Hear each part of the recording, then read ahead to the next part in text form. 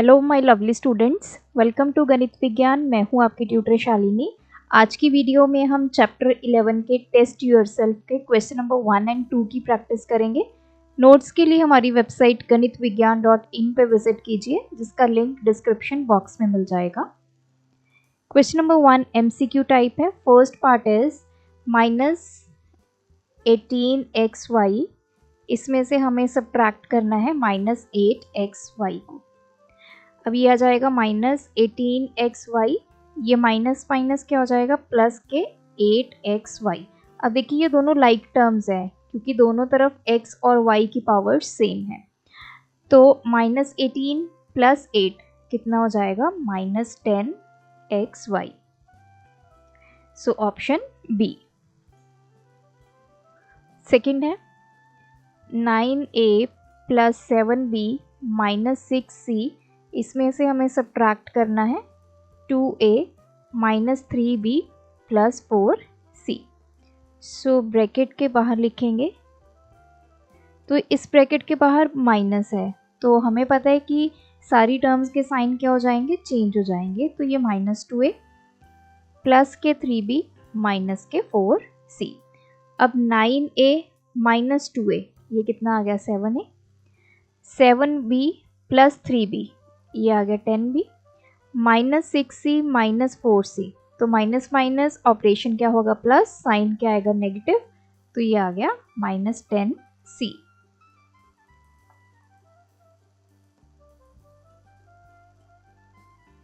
सो यहाँ पे आएगा 7a plus 10b minus 10c, option B.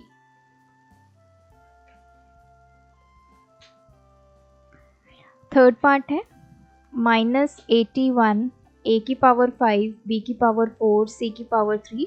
इसको हमें डिवाइड करना है with -9 a square b square और c से। अब देखिए पहले तो ये नेगेटिव नेगेटिव साइन कैंसिल हो गए, 9 9 दा 81। अब आ जाते हैं a की पावर पे। a की पावर ऊपर कितनी है 5, नीचे कितनी है 2, तो ये कितनी हो जाएगी 5 माइनस 2। b की पावर 4 माइनस 2, c की पावर 3 माइनस 1।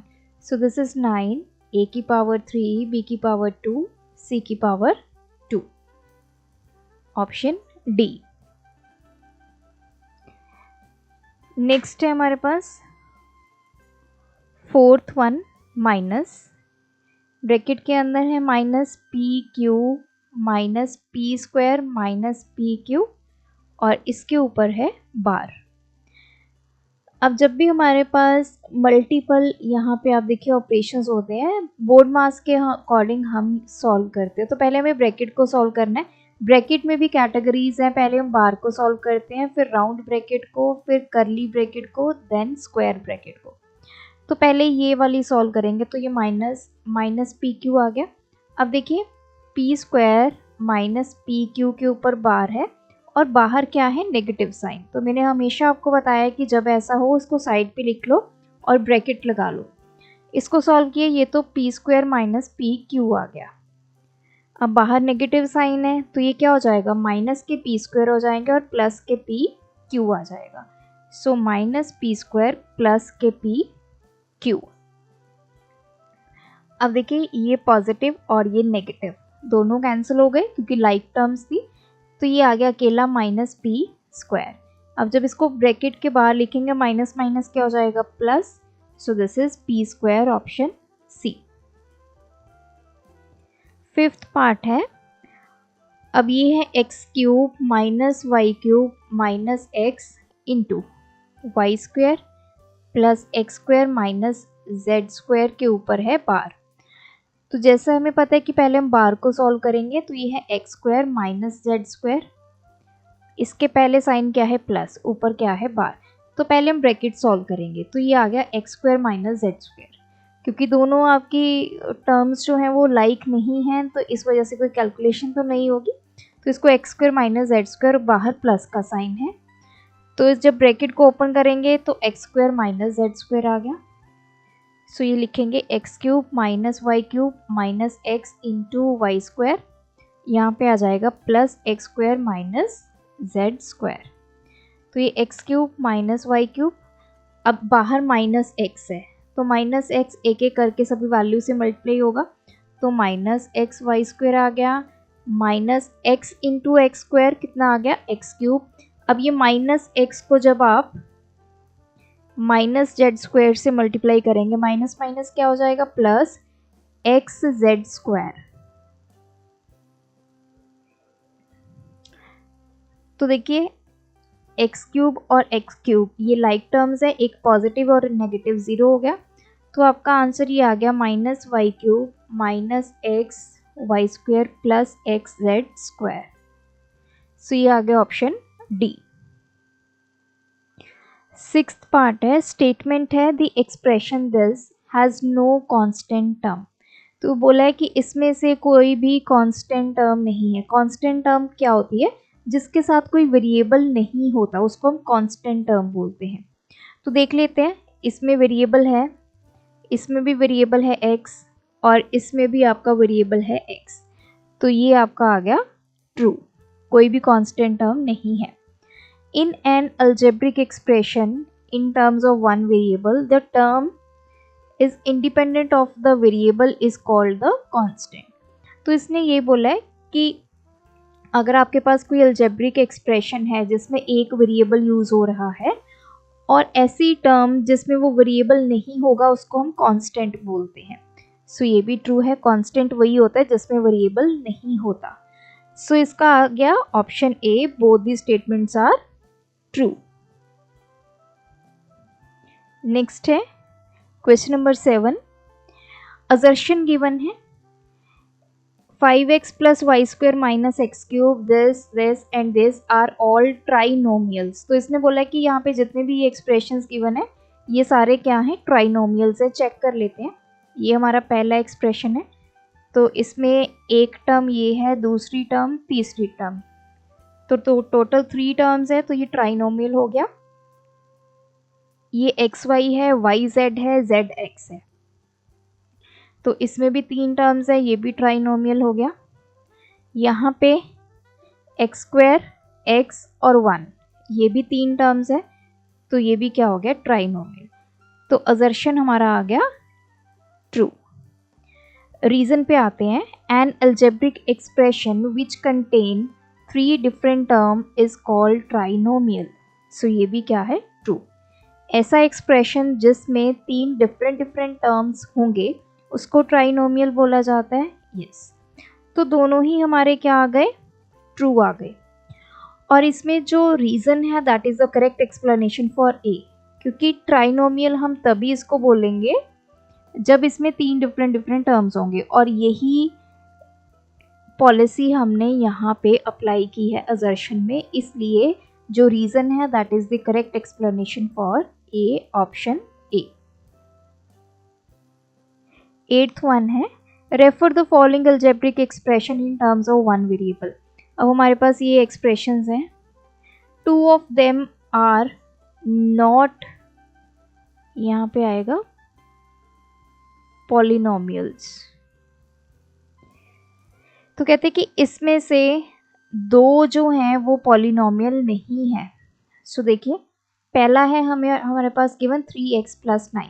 अब पॉलिनोमियल की कंडीशन क्या होती है कि जो वेरिएबल होता है उसकी जो पावर होती है वो एक पॉजिटिव नंबर होनी चाहिए, ना तो वो नेगेटिव होनी चाहिए, ना वो फ्रैक्शन में होनी चाहिए। अब यहाँ पे वेरिएबल क्या है x, इसकी पावर कितनी है 1, तो ये क्या है हमारा पॉलिनोमियल है। नेक्स्ट है 9 माइनस 3 बाई एक्स स्क्वायर। अब देखिए x को ऊपर लेके जाए तो ये हो जाएगा 9 माइनस 3, एक्स की पावर -2 हो जाएगी। तो यहाँ पे x की कितनी पावर है -2।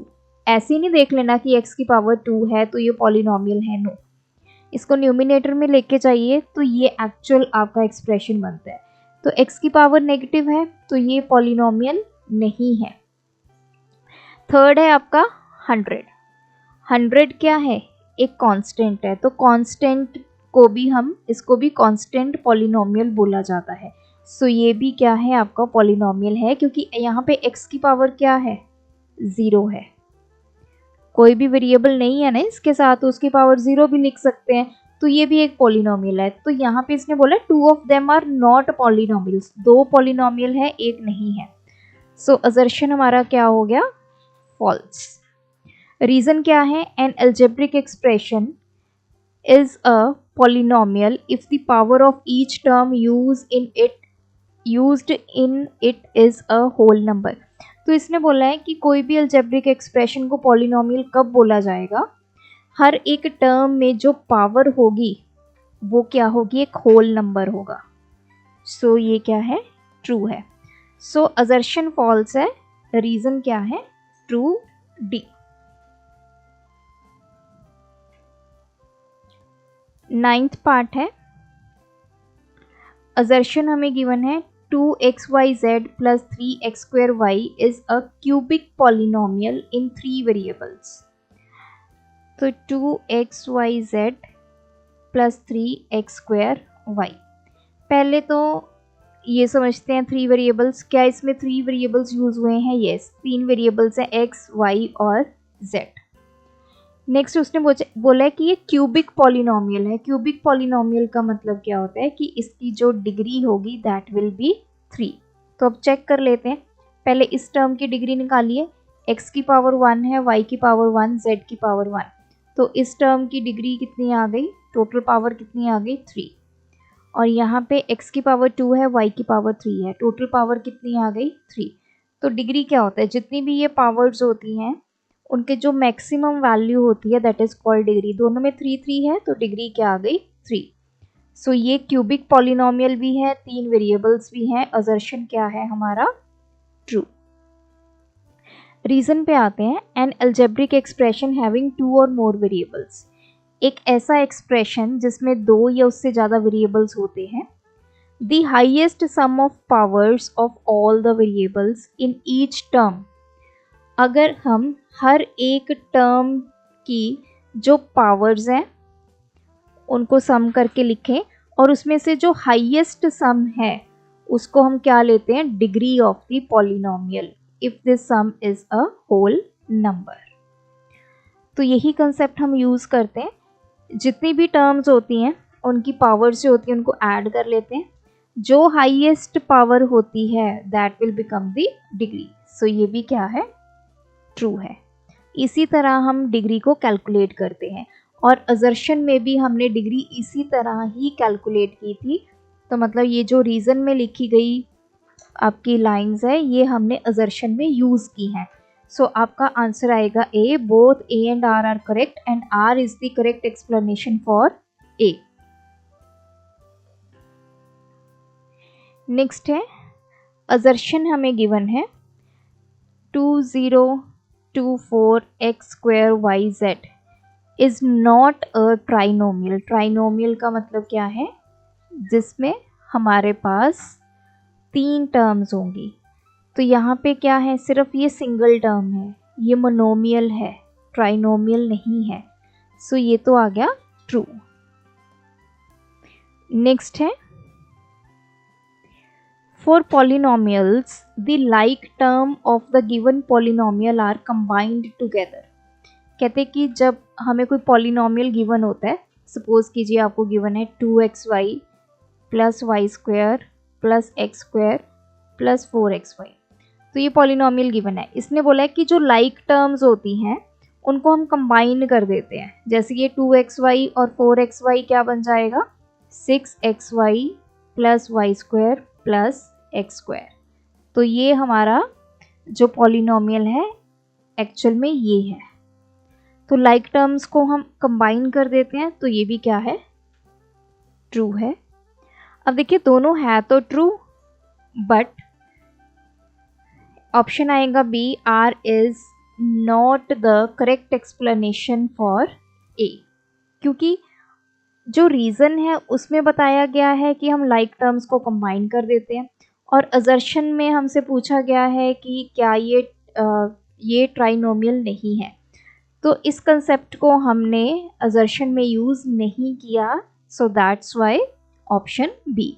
जब हम गिवन रीज़न को असर्शन में यूज़ करते हैं तब हम ऑप्शन ए के साथ जाते हैं और ऑप्शन बी तब सिलेक्ट करते हैं जब दोनों ट्रू हैं, असर्शन अपनी जगह पे ट्रू है, रीजन अपनी जगह पे ट्रू है, but we are not using that reason in assertion, so then we go for option B. Question number 2, अब हमें इनके कॉफिशिएंट लिखने हैं। कॉफिशिएंट कैसे लिखते हैं, वो वैल्यू छोड़ दीजिए, बाकी सारी वैल्यू लिख दीजिए। जैसे है ये है 5/7 x y square z cube, तो 5 का कॉफिशिएंट लिखना है, 5 को छोड़ दीजिए, बाकी क्या बचा 1/7 x y square z cube. Next है 5/7, तो 5/7 को छोड़ दीजिए, जो बाकी बच गया वो आपका कॉफिशिएंट आ जाएगा x y square z cube. Third one is 5x, 5 और x को छोड़ देंगे, उसके अलावा जो भी है वो हम लिख देंगे।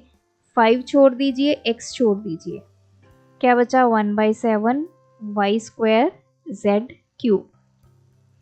एक्स वाई स्क्वायर, तो एक्स वाई स्क्वायर को छोड़ दें तो क्या बच जाएगा 5/7 z क्यूब। नेक्स्ट है z क्यूब, अकेला z क्यूब को छोड़ दीजिए, बाकी ये जितना बचा ये सब क्या बन गया कॉफिशिएंट, सो ये आ गया 5/7 एक्स वाई स्क्वायर। नेक्स्ट है एक्स जेड क्यूब, तो 5/7 x Y square z cube है, x और z क्यूब को छोड़ दें, बाकी क्या बचा 5/7 y स्क्वायर।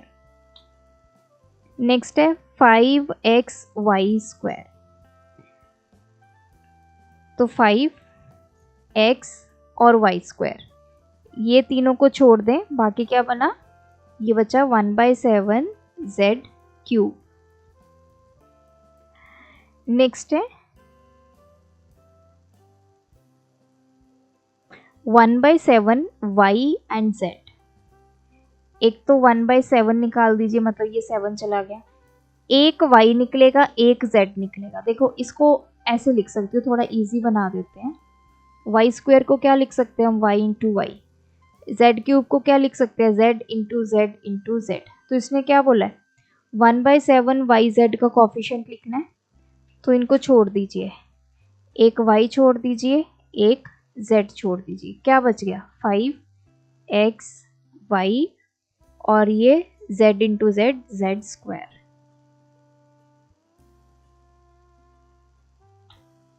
नाइन्थ पार्ट है अकेला z, तो अगर आप एक z को छोड़ देंगे, बाकी जो बच गया दैट विल बी कॉफिशिएंट, तो ये बन गया 5/7 एक्स वाई स्क्वायर, एक z निकल गया तो क्या बच गया अकेला z स्क्वायर।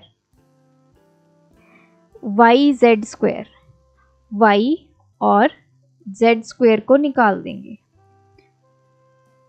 तो एक y जाएगा, सो ये है जैसे 5/7 इंटू एक्स, वाई स्क्वायर को कैसे लिखेंगे y into y, z cube को कैसे लिखेंगे z into z into z. अब हमें कोफिशिएंट किसका लिखना है, y और z स्क्वायर का, तो एक तो y निकल गया, z स्क्वायर मतलब z इंटू जेड, तो बाकी क्या बचा 5/7 एक्स वाई जेड।